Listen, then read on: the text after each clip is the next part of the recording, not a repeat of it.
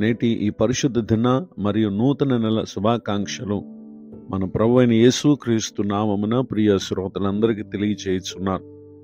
నేటి దిన వాక్య ధ్యానం కొరకు పరిశుద్ధ గ్రంథాన్ని తెరిచి యెషయా గ్రంథము 56వ అధ్యాయము 7వ వచనంలో రాయబడిన వాక్యాన్ని చదువుకుందాం. నా ప్రార్థనా మందిరములో వారిని ఆనందింపచేసెదను.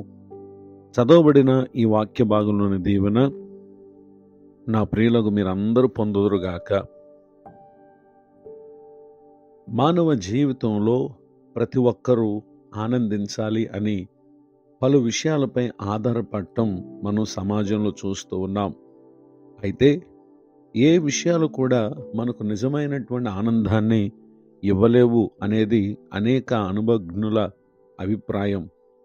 అయితే నిజముగా ఒక వ్యక్తి ఎవరి ద్వారా అతడు ఆనందింప చేయబడతాడు అని అంటే మానవులమైన మనల్ని సృష్టించిన దేవుని ద్వారా.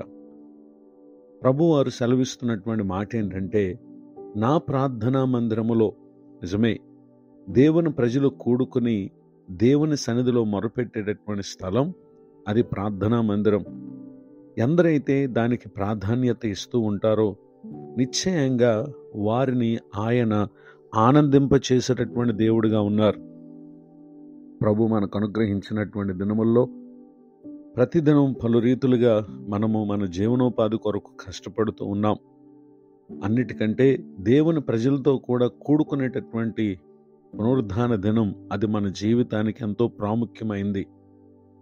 పాపం వలన వచ్చి జీతమై ఉన్నటువంటి మరణాన్ని పొంది నిత్య నరకానికి వెళ్ళవలసినటువంటి మన కొరకు మన ప్రభువైన యేసుక్రీస్తు వారు తాను పొందినటువంటి శిలువ మరణ పునరుద్ధానం ద్వారా మన జీవితాలు నూతనపరచబడినాయి గనుక మనం లోకముతో పాపంతో బ్రతుకువారం కాదని, ప్రభు అనుగ్రహించినటువంటి పరిశుద్ధతను నీతిని పొందిన వారమని జ్ఞాపకమందు ఉంచుకొని ఇట్టి మనసు కలిగి ప్రభు సన్నిధిని ప్రార్థించడానికి వచ్చే వారందరితో కలిసి సహవాసం చేయటం ద్వారా నిశ్చయంగా భూమి మీద మనకు ఏ పరిస్థితులు ఇవ్వలేని ఆనందాన్ని ప్రభువారు మనకు కలుగు చేస్తారు అనేటటువంటి విషయాన్ని ఈ సమయంలో తెలియచేయడానికి సంతోషిస్తూ ఉన్నాను. పరిశుద్ధ గ్రంథంలో రాయబడినటువంటి ఒక సంఘటన మనం పరిశీలన చేసినట్లయితే, ఆ భక్తుడు ప్రభు సన్నిధిలో ప్రార్థించడం ద్వారా తాను ఏ విధమైనటువంటి ఆనందాన్ని పొందగలను అనేటటువంటి విషయాలను తెలియజేస్తున్నాడో మనం పరిశీలన చేస్తే, హబక్కూకు గ్రంథము 3వ అధ్యాయము 18-19 వచనాలలో, నేను యెహోవా యందు ఆనందించదను, నా రక్షణకర్తైన నా దేవుని యందు నేను సంతోషించదను. ప్రభువగు యెహోవాయే నాకు బలము, ఆయన నా కాళ్లను లేడి కాళ్ల వలె చేయును, ఉన్నత స్థలముల మీద ఆయన నన్ను నడవ చేయును. చదవబడినటువంటి ఈ వాక్య భాగంలో ఈ భక్తుడు ప్రవక్త హబక్కూకు గారు, అతడు మంచి ప్రార్థనాపరుడు. ఆ భక్తుని జీవితంలో తాను ఎదుర్కొన్నటువంటి అనేక పరిస్థితులను బట్టి తాను చెబుతున్నటువంటి మాట ఏంటంటే, 17వ వచనంలో, అంజురపు చెట్లు పూయకుండిన, ద్రాక్ష చెట్లు ఫలింపకపోయినా, ఒలీవ చెట్లు కాపులేకయుండిన, చేనులోని పైరు పంటకు రాకపోయినా, గొర్రెల దొడ్డిలో లేకపోయినా, సాలలు పశువులో లేకపోయినా, ఇవన్నీ కూడా భూమి మీద మానవుని జీవనోపాధికి ఎంతో ప్రాముఖ్యమైనవి. వాటిని బట్టి, వాటి ఫలాలను బట్టి అనేక మంది సంతోషిస్తూ ఉంటారు.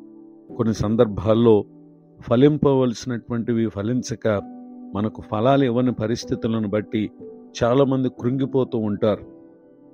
అయితే మానవ జీవితానికి ఆనందం అనేది మనం ప్రయాసపడి పొందే ఫలాలను బట్టి కాదు, కానీ మనకు ఫలం ఇచ్చేటటువంటి ప్రభువును బట్టి మనం ఆనందించే వారంగా ఉన్నప్పుడు సమృద్ధిలో ఆయన మనకు దేవుడిగా ఉంటారు, లేమిలో కూడా ఆయన మనకు దేవుడిగా ఉంటారు.